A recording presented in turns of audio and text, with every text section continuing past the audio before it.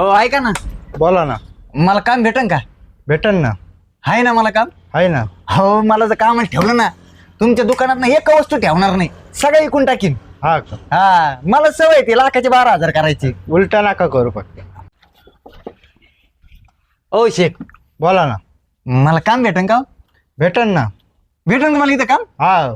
अहो तुम्हाला सांगतो, मला जर तुम्ही कामाला ठेवलं ना, या दुकानात आहे ना, दुकानात एक वस्तू ठेवायची नाही मी. असं का? म्हणजे सगळं विकून टाकीन.